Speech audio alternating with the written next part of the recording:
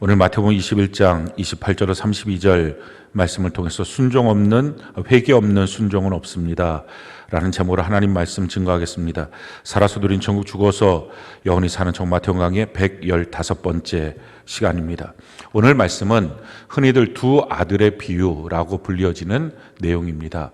오늘 이 비유는 예수님께서 대제사장들과 백성의 장로들이 예루살렘 성전에서 예수님이 가르치실세 그때 와서 너가 지금 무슨 권위로 이와 같이 말하느냐, 또 뿐만 아니라 누가 이 권위를 주었느냐 하는 이 권위의 문제에 대한 예수님의 답변으로 이 비유의 말씀을 하신 것입니다.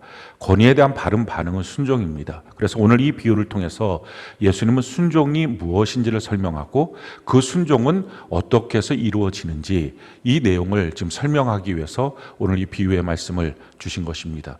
비유의 내용을 보면 포도원 주인인 아버지가 두 아들이 있는데 첫째 아들한테 오늘 너가 가서 이 포도원에 가서 일을 하라 했을 때 예, 하겠습니다.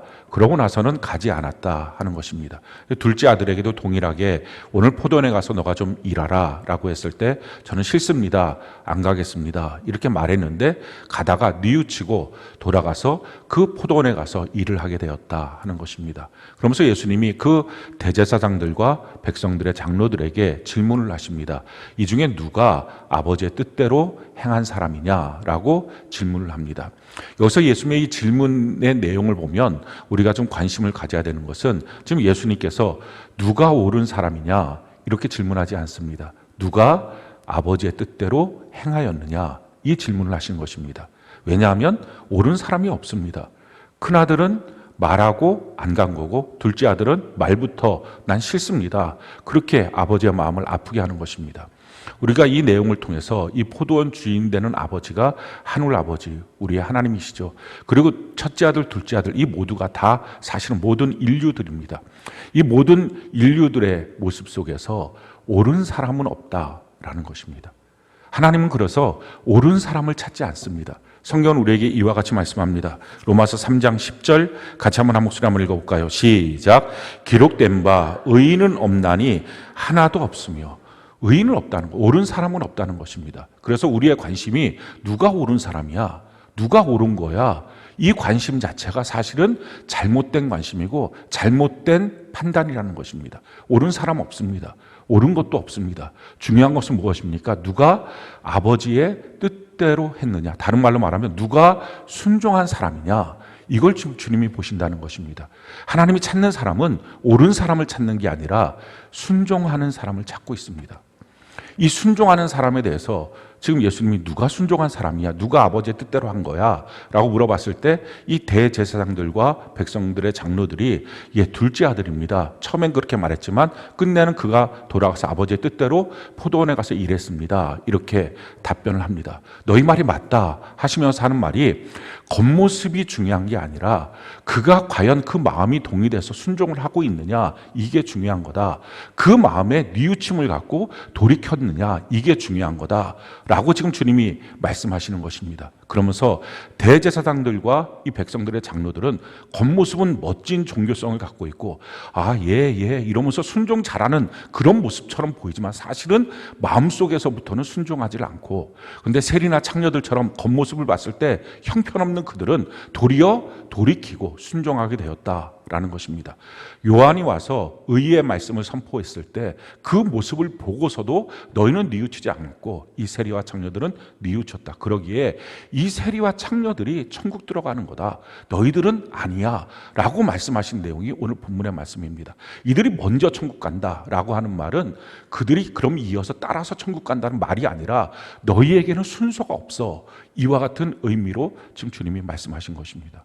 오늘 이 말씀을 통해서 우리가 예수님이 원하는 순종이 무엇인지 그걸 알 수 있고요. 그 순종은 어떻게 되는 것인지 그걸 알 수 있습니다.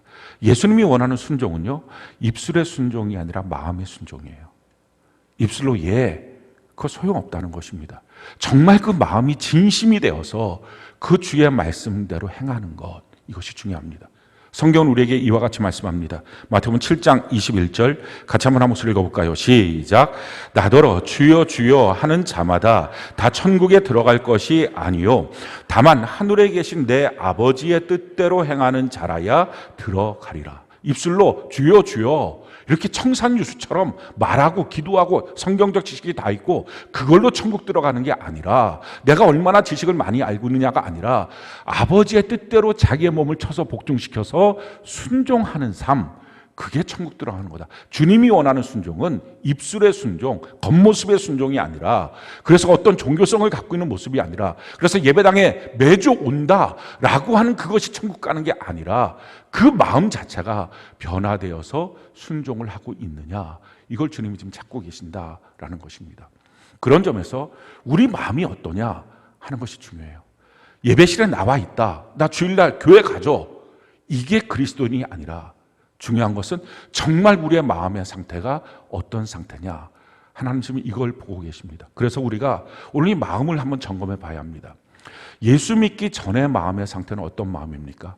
우리가 다 마찬가지로 예수 믿기 전에, 또 세상 사람들, 지금 예수 믿지 않는 사람들, 그 마음의 상태는 다 어떤 상태입니까? 성경은 우리에게 이와 같이 말하죠.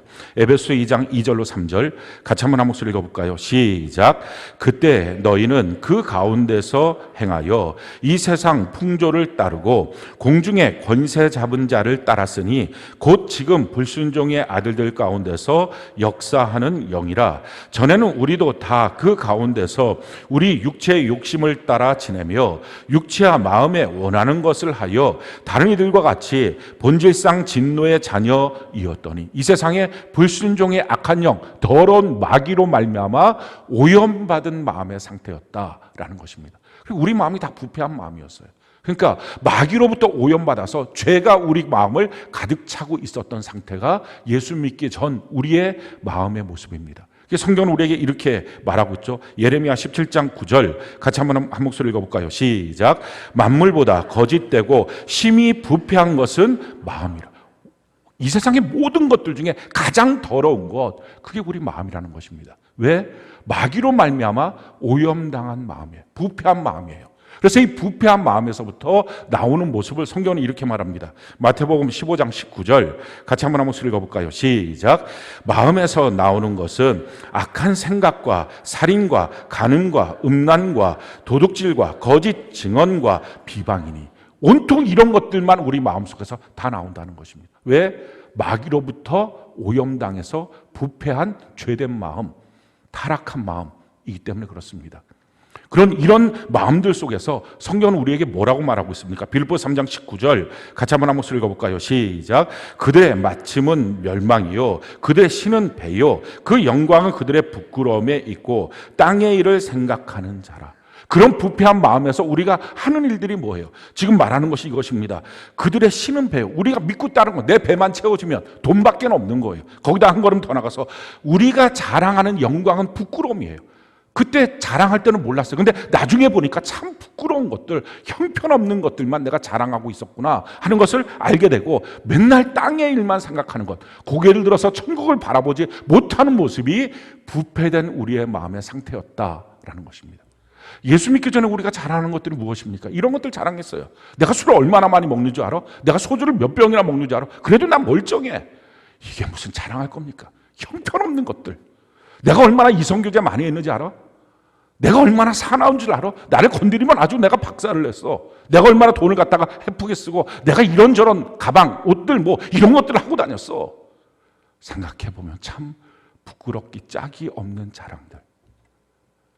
그게 부패한 마음에서 나오는 우리의 모습이에요. 성경에 보면 그런 것들 자랑하는 사람들이 있어요. 성경은 우리에게 이렇게 말합니다. 창세기 4장 19절, 23절, 24절 같이 한번 한 목소리 읽어볼까요? 시작. 라멕이 두 아내를 맞이하였으니 하나의 이름은 아다요 하나의 이름은 실라였더라. 라멕이 아내들에게 이르되 아다와 실라여 내 목소리를 들으라. 라멕의 아내들이여 내 말을 들으라. 나의 상처로 말미암아 내가 사람을 죽였고 나의 상함으로 말미암아 소년을 죽였도다. 가인을 위하여는 벌이 7배일진데 라멕을 위하여는 벌이 77배이로다 하였더라. 자, 라멕이라는 사람, 이 사람이 지금 뭐라고 말합니까? 내 안에 두 명이 있다. 아다와 실라가 있다. 하나님은 아담과 하와를 통해서 한 사람이 한 사람을 만나는 이런 경건한 가정을 세우셨습니다. 근데 거기서 자기 혼자서 일부 다처제를 만든 것입니다. 타락한 본성의 모습입니다. 근데 거기서 한 걸음 더 나가서 그 아내들에게 지금 하는 말이에요. 내 아내들이여, 내 말을 들으라. 내가 상처를 받았을 때 나한테 상처 줬던 그 사람을 내가 죽여버렸어. 내가 얼마나 힘이 센 줄 알아? 나한테 함부로 구하면 나는 그렇게 죽여버려. 거기다가 나를 상하게 했던 어린아이밖에 안 되는 그 소년을 내가 죽였어. 나이와 상관없이 난 죽여. 그러면서 나를 향하여 잘못한 사람 내가 77배로 갚을 거야. 이런 자랑, 타락한 마음의 본성에서 나오는 부끄럽기 짝이 없는 말들을 하고 다니는 모습, 그게 사실은 저와 여러분들의 모습이었습니다. 이런 삶에서, 이렇게 부끄럽기 짝이 없는 삶에서 어느 날 웬 사랑인지 웬 은혜인지 우리가 예수님을 믿게 된 거예요. 이 예수님을 믿게 되는 과정을 보면 어떤 사람은 예배를 한 번 드리면서 그 가운데서 예수님을 만나는 사람이 있어요. 눈물을 흘리면서 주님이 계시는구나, 이게 믿어지는 사람이 있어요. 근데 또 어떤 사람은 몇 번의 예배를 쭉 이어 드리다가 어느 날 예수님을 만나는 경우도 있어요. 사람마다 차이는 있지만 어느 날 예수님을 만납니다. 그 예수님을 만나게 됐을 때 나타나는 우리의 마음의 변화, 그것은요 너무 놀라운 변화가 일어나요. 예수님이 우리 마음에 들어오시는 거예요. 예수님을 믿는다는 것은 그냥 종교적인 어떤 외피를 입는 게 아니에요. 내가 나와서 찬송을 부르고 내가 나와서 기도하고 헌금을 좀 내고 봉사하고 있어요, 이게 아니라 그 예수님이 마구간 말고요보다 더 더럽고 추악한 내 마음에 들어오시는 거예요. 내 마음의 주인이 되시는 것입니다. 그래서 마음이 달라지는 거예요.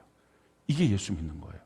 교회는 나와도 예전과 마음이 달라지지 않고 자기의 자랑이 달라지지 않고 자기의 추구하는 길이 달라지지 않았다면 아직은 예수 믿는 사람은 아니에요. 예수 믿으면 마음이 달라져요. 왜냐하면 예수님이 마음에 들어오시기 때문에 그래요. 성경은 우리에게 이와 같이 말합니다. 에베소 3장 17절 같이 한번 목소리 읽어볼까요? 시작. 믿음으로 말미암아 그리스도께서 너희 마음에 계시게 하시옵고 너희가 사랑 가운데서 뿌리가 박히고 터가 굳어져서 예수님께서 믿음으로 내 마음에 계신다라는 것입니다. 그때부터 우리 마음이 같이 있어져요. 그때부터 마음을 지키는 거예요. 그 전까지는 지킬 필요가 없어요. 온갖 더러운 것, 악한 것, 더러운 것, 이런 것들이 다 쏟아져 나오는 마음인데 그게 뭘 지켜집니까? 근데 예수님이 내 마음에 들어오시고 난 다음부터 그래서 성도들은 그 마음을 지킵니다. 내 안에 내 마음의 주인 되신 예수님과 맞는 것들만 받아들이고요, 그렇지 않은 건 안 받아들여요. 그래서 우리 마음의 문을 딱 채우고 함부로 마음에 들어오지 못하게 만들고 이 마음의 생각들이 함부로 들어오지 못하게 합니다. 우리 마음 길바닥이 아니에요. 아무 생각이나 든다고 생각하고 아무거나 그냥 들어오고 그렇고 완전히 부패하고 타락한 옛날의 그 모습으로 살지 않는 것입니다. 성경은 우리에게 이와 같이 말합니다. 잠언 4장 23절 같이 한번 목소리 읽어볼까요? 시작. 모든 지킬 만한 것 중에 더욱 내 마음을 지키라. 생명의 근원이 이에서 남이니라. 예수님 오시기 전에 우리 마음은 온갖 더러운 것들의 근원일 뿐이었어요. 근데 예수님이 들어오시니까, 생명의 주인 되신 예수님이 들어오시니까 생명이 여기서부터 나오는 것입니다. 그래서 마음이 달라지는 거예요. 자, 그러면 예수 믿기 전에서 예수 믿고 난 다음에 우리 마음에 예수님이 오시면 그때부터 어떤 일이 생길까요? 우리 마음이 영적인 전쟁터가 돼요. 예수 믿고 나면 내 마음이 평안하고 기분 좋고 행복하고, 그게 아니라 영적인 전쟁터가 됩니다. 성경 그래서 우리에게 이렇게 말하고 있어요. 로마서 7장 21절로 23절 같이 한번 목소리 읽어볼까요? 시작. 그러므로 내가 한 법을 깨달았노니 곧 선을 행하기 원하는 나에게 악이 함께 있는 것이로다. 내 속사람으로는 하나님의 법을 즐거워하되 내 지체 속에서 한 다른 법이 내 마음의 법과 싸워 내 지체 속에 있는 죄의 법으로 나를 사로잡는 것을 보는도다. 우리 마음이 두 나라가 된 거예요. 그래서 한쪽은 옛날 내가 살았던 삶의 모습, 죄에 익숙한 그 마음의 모습, 그게 그대로 있습니다. 예수 믿는다고 이게 없어지는 게 아니에요. 그대로 있고요. 또 하나, 예수님이 오셔서 만들어진 새로운 피조물의 마음이 있습니다. 그러니까 내 마음은 하나님과 마귀가 지금 싸우고 있는 영적 전쟁터입니다. 사실은 하나님과 마귀는 싸울 대상이 아니에요. 이거는 마귀는 하나님께서 손가락 하나만 이렇게 해도 그냥 다 소멸해 버릴 그럴 존재밖에 안 됩니다. 근데 유일하게 내 마음에서만은 싸움이 되는 거예요. 왜? 내가 누군가를 편들어 주는 게 이기니까. 내가 하나님 편들어 주면 내가 하나님의 말씀대로 살 수 있어요. 반대로 내가 마귀 편들어 주면 마귀가 이기는 거예요. 그래서 마귀가 원하는 대로 살아가는 것입니다. 마귀가 원하는 대로 옛날과 똑같이 말하고 행동하고 자랑하고 그 부패한 모습대로 살아가는 것입니다. 그래서 예수 믿고 난 다음에 중요한 건 뭡니까? 내가 분별하며 사는 거예요. 내 마음에 들어오는 것들에 대해서 그냥 이게 다 내 생각이런 생각하고 아무거나 행동하는 게 아니라, 내가 알고 있는 거 아무거나 행동하는 게 아니라, 옛날처럼 사는 게 아니라 과연 하나님이 원하시는 것이 무엇인지를 분별하며 그걸 선택하며 사는 것입니다. 성경이 그래서 우리에게 이렇게 말합니다. 로마서 12장 2절 같이 한번 읽어볼까요? 시작. 너희는 이 세대를 본받지 말고 오직 마음을 새롭게 함으로 변화를 받아 하나님의 선하시고 기뻐하시고 온전하신 뜻이 무엇인지 분별하도록 하라. 내게 오는 이 모든 일들에 내가 무엇인가를 선택할 때마다 하나님의 선하시고 기뻐하시고 온전하신 뜻이 무엇인지를 알고 그것을 선택하는 분별의 삶을 살아야 된다 라는 것입니다. 하나님이 이와 같이 이스라엘 백성들에게 말씀하십니다. 신명기 30장 15절로 20절 같이 한번 읽어볼까요? 시작. 보라, 내가 오늘 생명과 복과 사망과 화를 내 앞에 두었나니 곧 내가 오늘 네게 명령하여 내 하나님 여호와를 사랑하고 그 모든 길로 행하며 그의 명령과 규례와 법도를 지키라 하는 것이라. 그리하면 내가 생존하며 번성할 것이요 또 내 하나님 여호와께서 내가 가서 차지할 땅에서 내게 복을 주실 것임이니라. 그러나 내가 만일 마음을 돌이켜 듣지 아니하고 유혹을 받아 다른 신들에게 절하고 그를 섬기면 내가 오늘 너희에게 선언하노니 너희가 반드시 망할 것이라. 너희가 요단을 건너가서 차지할 땅에서 너희의 날이 길지 못할 것이니라. 내가 오늘 하늘과 땅을 불러 너희에게 증거를 삼노라. 내가 생명과 사망과 복과 저주를 내 앞에 두었은즉 너와 내 자손이 살기 위하여 생명을 택하고 내 하나님 여호와를 사랑하고 그의 말씀을 청종하며 또 그를 의지하라. 그는 내 생명이시요 내 장수이시니 여호와께서 내 조상 아브라함과 이삭과 야곱에게 주리라고 맹세하신 땅에 내가 거주하리라. 지금 이 말씀을 통해서 우리가 깨닫게 되는 것 두 가지가 있어요. 첫째, 지금 이 말씀은 애굽 땅에서 430년 종살이 할 때 이스라엘 백성들에게 준 말씀이 아니에요.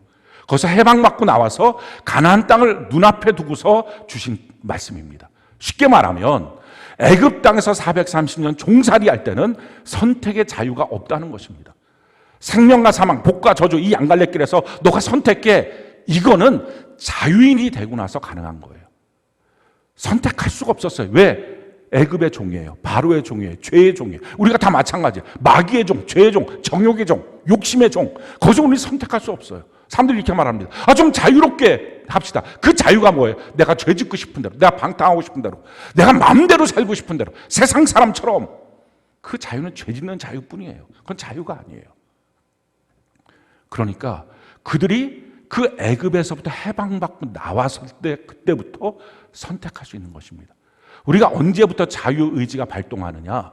예수 믿고 구원받고 난 다음부터 자유의지가 발동해요. 그 전까지는 자유의지가 없어요. 왜? 죄에 이미 사로잡혀 있기 때문에 그가 선택하는 자유는 다 죄 짓는 자유예요. 의를 선택할 자유가 없어요. 그래서 세상 사람들이 자기의 자유의지로 천국 못 가요. 예수 믿어야 갈 수 있는 것이, 예수 믿기 전에는 죄의 노예이기 때문에 예수 믿기 전에는 못 가는 거예요. 예수 믿어야만 제대로 자유의지를 선택할 수 있어요. 아담과 하와가 자유의지를 갖고 선악과를 선택했어요. 그땐 죄가 없었으니까. 근데 그 이후로는 그 누구도 자유의지를 갖고 하나님을 선택할 사람이 없는 거예요.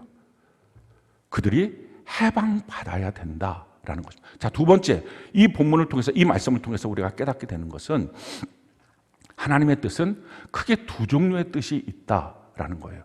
여러분들이 이 말씀을 잘 들어야 제대로 신앙생활을 합니다. 많은 사람들이 이거를 잘못되게 생각해서, 성경에 대해서 좀 무지하기 때문에 잘못되게 생각해서 신앙생활이 미신과 비슷해집니다. 점 보는 거랑 비슷해집니다. 성경이 말하고 있는 신앙생활이 뭐냐? 하나님의 뜻은 크게 두 종류의 뜻이 있어요. 첫 번째는 작정하신 하나님의 뜻이에요. 이걸 예정이라고 말해요.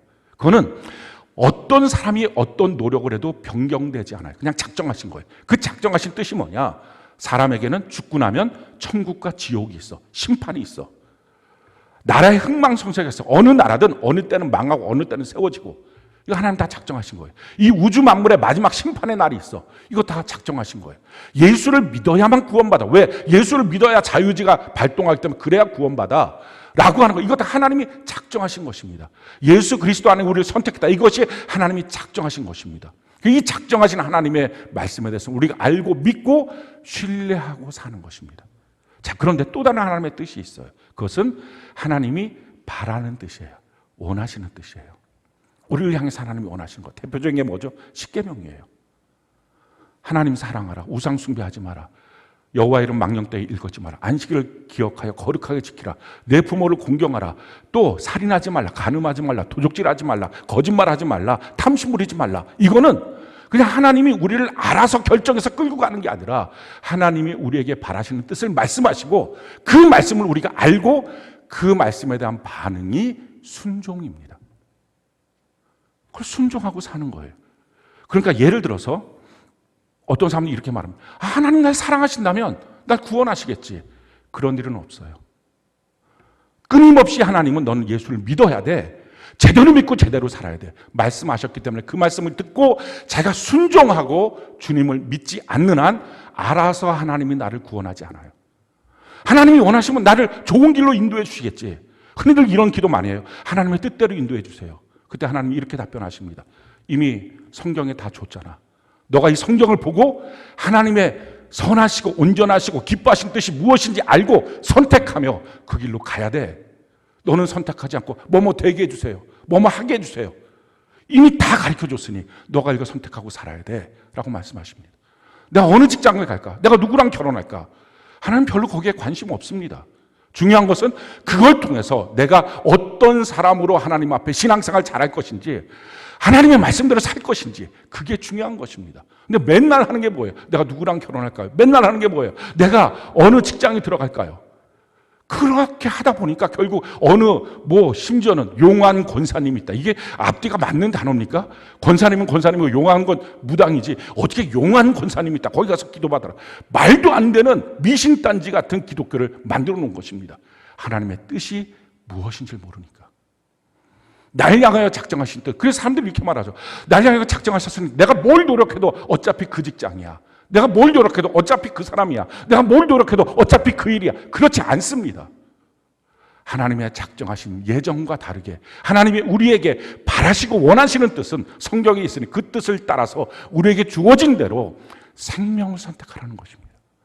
사망 선택하지 말고 복을 선택하라는 것입니다. 저주를 선택하지 말고. 이게 하나님의 뜻입니다. 그래서 우리에게 필요한 게 뭐예요? 분별력이에요. 우리에게 다가오는 수많은 일들 앞에 그냥 하나님이 알아서 해주세요.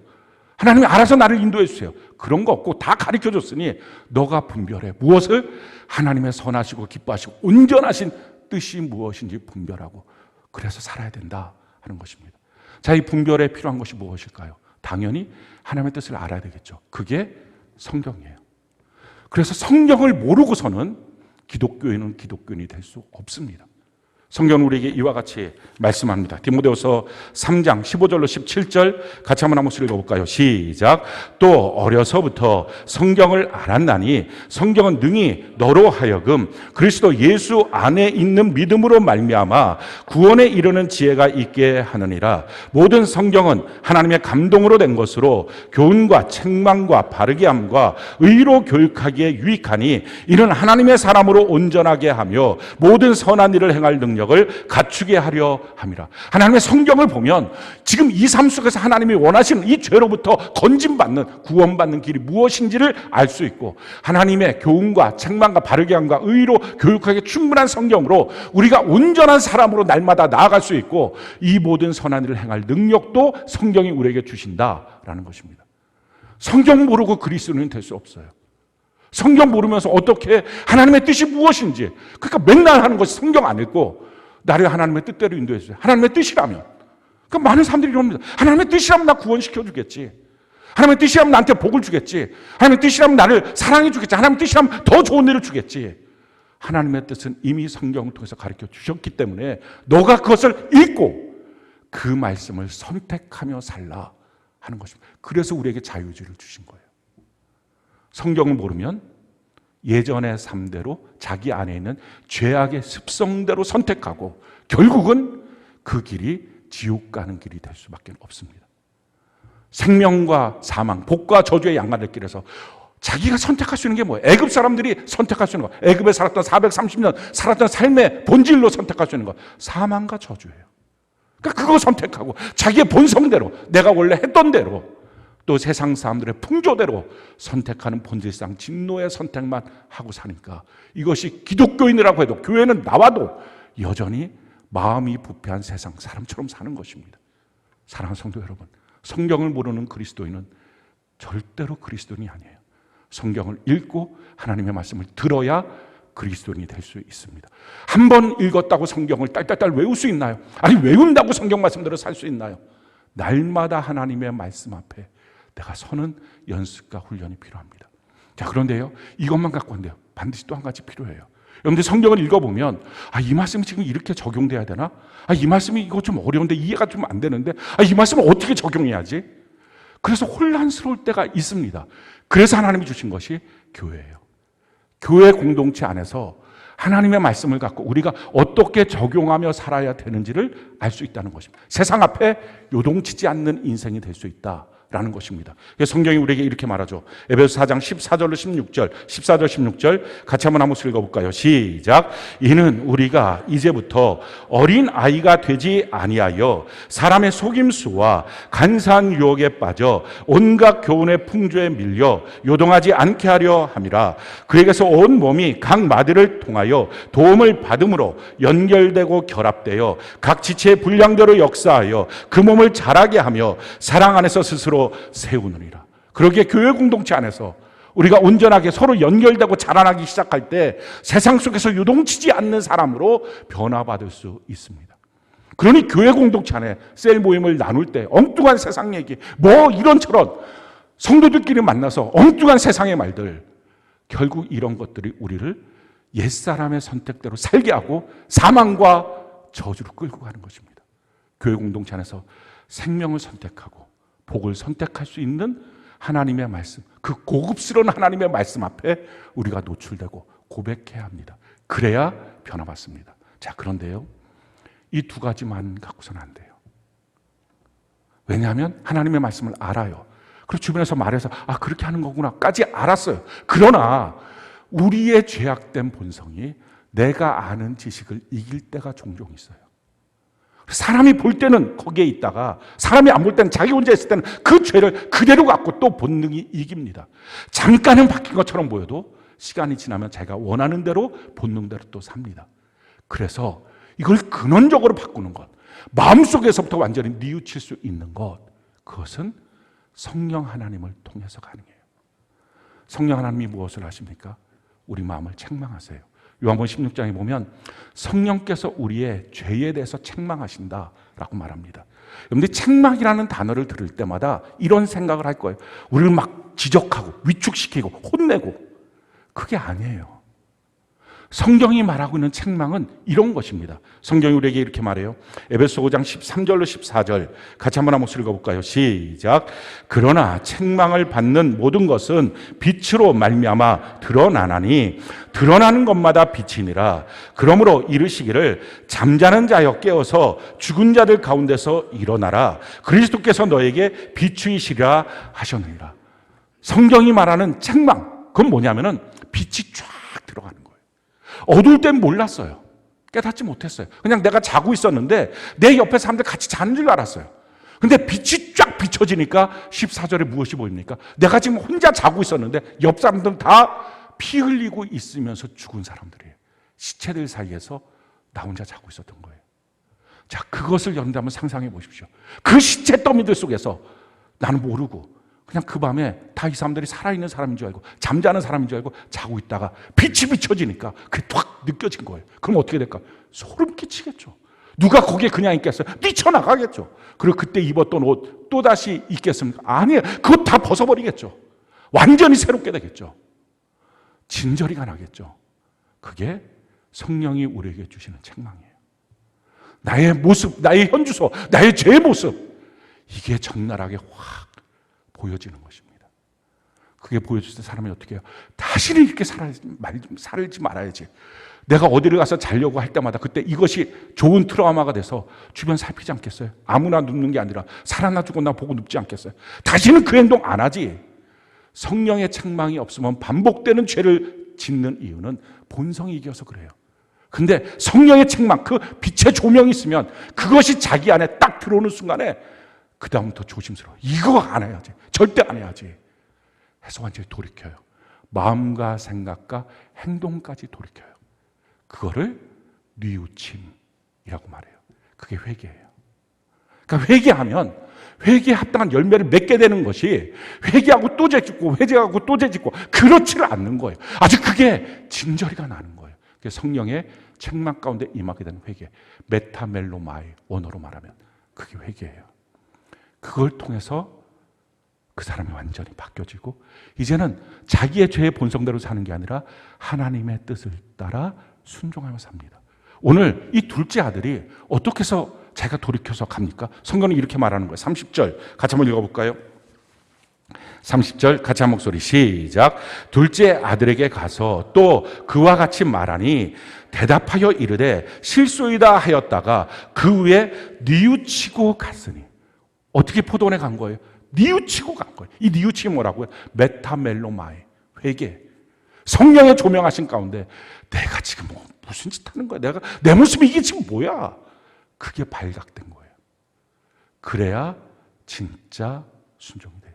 회개 없는 순종은 없어요. 그런데요, 우리가 한 가지 더 주목해야 될 부분이 있어요. 32절이에요. 우리 32절 같이 한번 한 목소리 한번 읽어볼까요? 시작. 요한이 의의 도로 너희에게 왔거늘 너희는 그를 믿지 아니하였으되 세리와 청년은 믿었으며 너희는 이것을 보고도 끝내 뉘우쳐 믿지 아니하였도다. 이 대제사장과 백성들의 장로들을 향해서 예수님 말씀하십니다. 너희들에게도 동일한 일이 있었는데 그걸 너희는 보고도 뉘우치지 않았어 라는 거예요. 아마 여러분들이 성령의 감동으로, 성령의 조명하심으로, 성령의 책망으로 말미암아 우리가 돌이키는 거지. 아, 그러면 내가 지금까지 성령의 조명이 없었구나, 성령의 감동이 없었구나, 그러니까 감동이 없었으니까 오늘 내가 구해야 될 것은 성령 하나님 나를 감동시켜 주세요, 그래야 내가 바뀌어지겠구나. 그게 아니라 성경이 뭐라고 말합니까? 다 주셨다는 거예요. 지금 있는 모든 사람들에게 성령의 감동하심, 조명하심, 책망을 다 주셨다. 근데 문제는 뭐 이들이 성령의 조명을 받고서도 뉘우치지 않고 그 시체 더미에서 그냥 같이 누워 있는 거예요. 계속. 자, 왜 그랬을까요? 문제는 뭘까요? 지금 성령의 감동이 없어서 회개가 안 되는 게 아니라 감동은 다 있는데 이들은 뉘우치지 않았고 세리와 장녀들은 뉘우쳤다. 지금 예수의 말씀이 그것입니다. 왜 그랬을까요? 자기 의 때문에 그래요. 자기 의는요, 지금 자기가 하나님 앞에 서 있는 거잖아요. 근데 하나님은 안 보고 주변을 보는 거예요. 옆 사람을 보는 거예요. 이 사람 저 사람을 보는 거예요. 그게 자기 의예요. 그 자기 의의 모습으로 기도했던 사람, 그게 같은 종교적 지도자였던 바리새인의 기도가 성경에 나와 있어요. 그 바리새인이 뭐라고 기도합니까? 누가복음 18장 11절로 12절 같이 한번 읽어볼까요? 시작. 바리새인은 서서 따로 기도하여 이르되 하나님이여, 나는 다른 사람들 곧 토색, 불의, 간음을 하는 자들과 같지 아니하고 이 세리와도 같지 아니함을 감사하나이다. 나는 일에 2번씩 금식하고 또 소득의 11조를 드리나이다 하고. 지금 이 바리새인의 기도는 뭡니까? 대상이 뭐? 옆 사람들이에요. 나 저 사람보단 나아요. 아, 내가 그래도 세상 사람보단 괜찮잖아요. 아, 예수 같이 믿어도 같은 셀 안에서 저 사람보단 나는 낫잖아요. 이게 자기 의입니다. 지금 하나님 앞에 서서 하나님의 말씀을 받아야 될 우리가 하나님 앞에 서 있는 내 모습이 아니라 다른 사람과의 비교 가운데 그나마 나으니까 괜찮잖아요. 이게 자기의예요. 이 자기의가 있으면 성령의 조명하심이 있어도 회개가 안 돼요. 뉘우쳐지지 않고요. 억울함이 더 많아요. 막 다른 사람이 이렇잖아요. 저 사람이 이렇잖아요. 아, 저 사람이 이런데요. 왜 나만? 이런 마음이 자꾸 드는 거예요. 회개가 안 되는 거예요. 그런데 그 자기 의를 갖고서 하나님이 이렇게 자기 의에 대해서 그 자기 의를 주장하는 그 사람을 향해서 하나님이 이렇게 말씀하십니다. 이사야 64장 6절 같이 한번 읽어볼까요? 시작. 무릇 우리는 다 부정한 자 같아서 우리의 의는 다 더러운 옷 같으며 우리는 다 잎사귀 같이 시들므로 우리의 죄악이 바람같이 우리를 몰아가나이다. 우리의 의, 내 의를 주장하는 그 순간에 하나님 말해요. 야, 그거 더러운 옷 같아.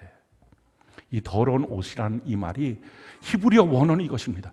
더러운 걸레쪽 같아 라는 거예요. 너가 지금 주장하고 있는데 저 사람보다는, 내가 이 사람보다는, 여기 이런 모습들보다는 내가 그래도 낫잖아요 라고 말할 때 하나님이 너 그거 주장하고 있는 건 더러운 걸레쪽을 휘두르고 있는 것 같아. 은혜가 뭐예요? 내가 죄인인 것을 고백하는 거예요. 하나님 앞에 서는 거예요. 다른 사람들이 아니라 하나님 앞에 서서 주님, 내가 이렇습니다 고백하고, 내가 주님 앞에 죄를 고백하면서 점점 주님께로 더 가까이 가는 것입니다. 우리가 주목하는 구절이 한 구절 더 있어요. 30절 우리 다시 한번 읽어볼까요? 30절 같이 한 목소리 시작. 둘째 아들에게 가서 또 그와 같이 말하니 대답하여 이르되 실소이다 하였다가 그 후에 뉘우치고 갔으니, 여기서 뉘우치고 갔으니 우리 성경은 이렇게 돼 있죠. 히브리어 원문을 보면 뉘우치고 주께로 갔으니 이렇게 돼 있어요. 회개는 뭐예요? 내가 하나님 그거 잘못했어요. 그냥 그렇게 하고, 아, 내가 그거 잘못했어요. 알았어요. 내가 잘못했어요. 내가 안 할게요. 그게 아니라 내가 잘못했어요. 내가 주님 밖에 있었어요. 내가 주님과의 거리가 더 멀어졌어요. 내가 이제 주께로 갑니다. 그게 진정한 회개예요. 우리가 자주 부르는 찬양 가운데 내 주의 보혈은, 이 찬양이 있어요. 이 가사가 이렇습니다. 내 주의 보혈은 정하고 정하다. 내 죄를 정케 하신 주 날 오라 하신다. 내가 주께로 지금 가오니 십자가의 보혈로 날 씻어주소서. 내가 주께로 지금 갑니다. 나와 주님과의 거리가 이렇게 멀어져 있었습니다. 그래서 난 주님의 말씀 앞에, 그 권위 앞에 순종이 안 됐어요. 복종이 안 됐어요. 내 뜻이 더 중요했어요.